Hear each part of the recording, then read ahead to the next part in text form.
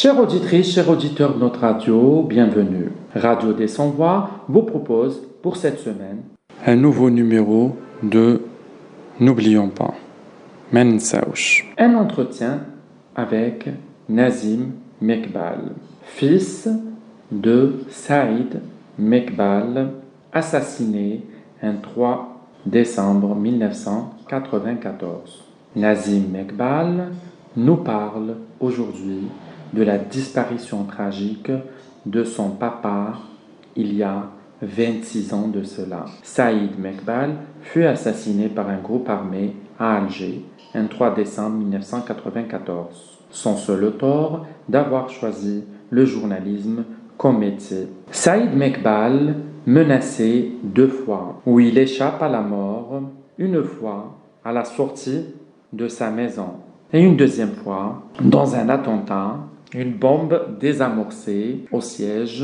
de son travail. De nouveau victime d'un attentat dans un restaurant à Hosindey. Touché de 2 balles, Saïd Mekbal décède à l'hôpital Ain Nadja à Alger. C'est moi la voix. Non, c'est moi la voix. Non, c'est moi la voix. Nous sommes la voix. Nous sommes tous la voix des sans-voix. Vous allez m'excuser parce que là, on va parler de votre papa et de sa disparition tragique. Et là, vous m'excusez, on va, c'est-à-dire revivre les années 90. On va revivre la date, peut-être que vous pleurez toujours, qui est le 3 décembre 1994.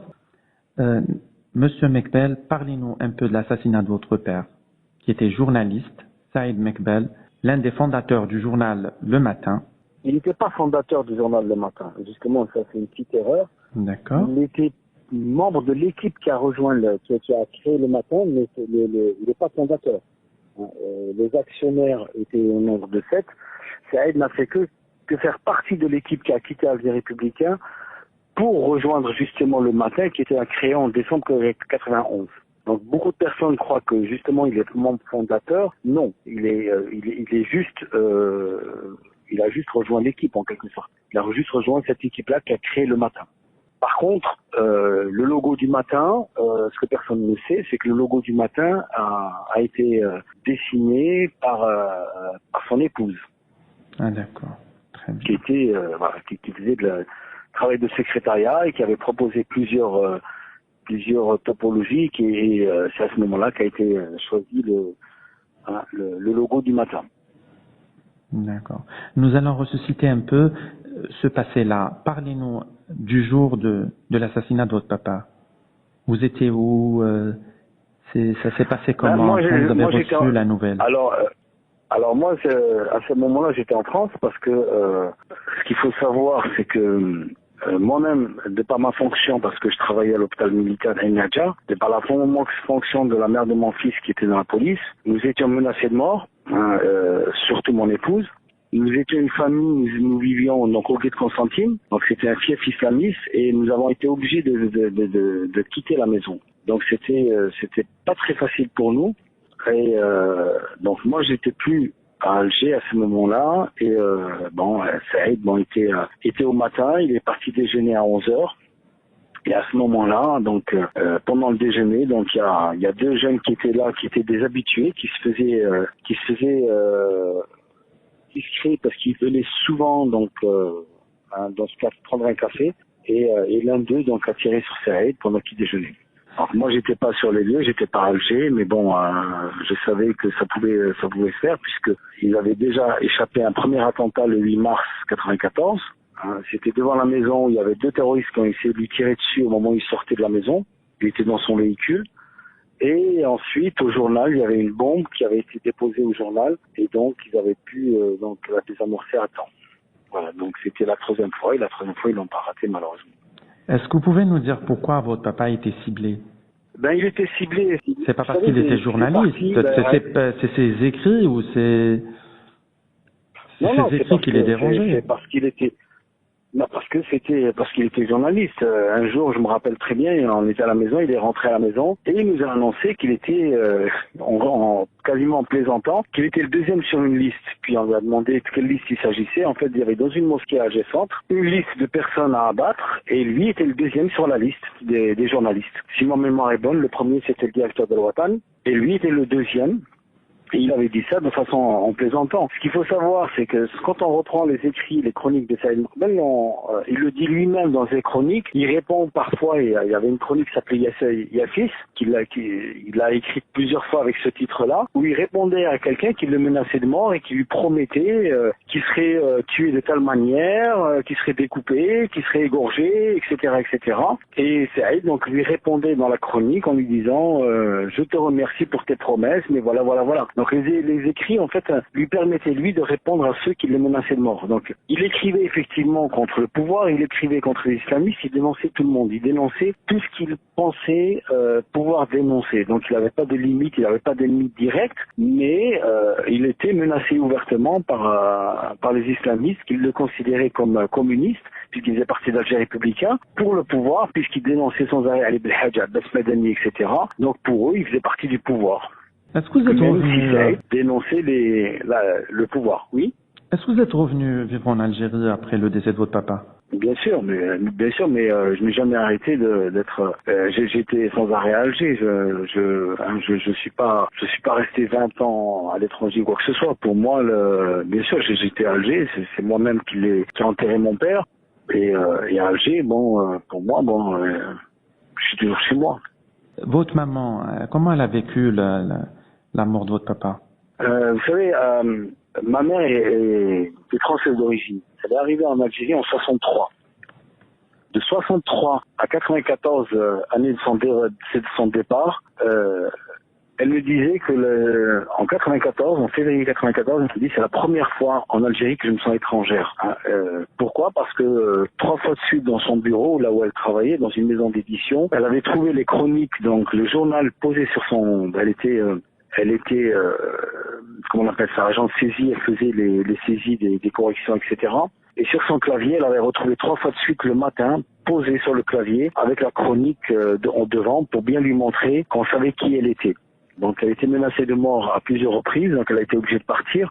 Et si vous voulez, à ce moment-là, je crois que il y a toute la vie qui s'arrête, quoi, parce que c'est 30 ans de vie choisie, 30 ans de vie commune, 30 ans de vie avec quelqu'un, et tout s'écroule. Hein, je pourrais pas parler à sa place, je pense. Je n'ai pas le droit de parler à sa place, mais je me dis que quelqu'un qui choisit de changer de pays, qui va dans un pays en pleine construction et qui vit comme elle l'a vécu et qui est obligé de fuir parce que elle est menacée de mort parce qu'on la considère comme étrangère. Je crois qu'il n'y a pas plus terrible, quoi. Après, effectivement, l'assassinat de mon père, de son époux, ça a été...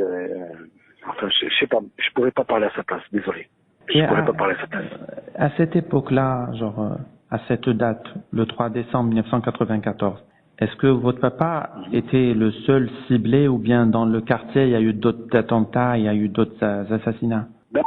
Les gens oublient, et c'est pour ça que Ajouad est là, ce que les gens oublient, par exemple, votre question est très pertinente parce que très peu de gens savent, par exemple, que Saïd a été tué le samedi 3 décembre. Très peu de gens savent que le mercredi 29 novembre, 3 journalistes ont été tués à Alger. 2 ont été tués à Boufarik. Ils ont été égorgés et décapités. Ce que personne ne sait, c'est que Saïd Mokbel est le 29e, le 3 décembre 94, Saïd est le 29e personnel des médias à être assassiné. C'est-à-dire, avant le 3 décembre 94, il y en a eu 28 personnels des médias, entre journalistes, chauffeurs, correcteurs, etc., qui ont été assassinés. Et ça, personne ne le sait, personne ne s'en rappelle. Et c'est ça qui est grave. C'est-à-dire les gens les personnalités des médias sont ciblés, les journalistes et les correcteurs. Voilà, en fait, à cette époque-là, tout ce qui était de milieu de la presse était considéré pour le pouvoir. Hein. Il y a des correcteurs qui ont été assassinés, il y a des agents administratifs de la télévision ou de la presse, d'El Moudjahid, etc., qui ont été assassinés. Il y a des correspondants locaux qui ont été assassinés. Beaucoup de correspondants locaux ont été assassinés. Personne n'en parle. Pourquoi? Parce que c'était pas le pouvoir pourtant, mais ils représentaient le pouvoir. Ils représentaient la presse, et il faut savoir que il y a eu des appels de Hachani, il y a eu des appels d'Ali Belhadj qui dénonçaient la presse qui était au pouvoir, qui était à la solde du pouvoir. Hachani, quand il y avait eu le discours en décembre 91 pour l'intifada, pour célébrer l'intifada, en même temps, ils ont dénoncé la presse qui était à la solde du pouvoir. Et ça, les gens l'oublient. Donc, Saïd Marbel, en fait, effectivement, c'est une victime qu'on n'oublie pas, mais ce qu'on oublie, c'est qu'elle était la 29e à cette époque-là. C'est énorme, déjà. Que demandez-vous aujourd'hui aux autorités algériennes? En fait, moi, je demande rien aux autorités algériennes. Pour la simple raison que j'ai pas besoin d'eux. Les autorités algériennes, c'est un pouvoir qui fait ce qu'il veut. Donc, moi, je leur demande rien parce que j'ai pas besoin d'eux pour faire mon travail de mémoire.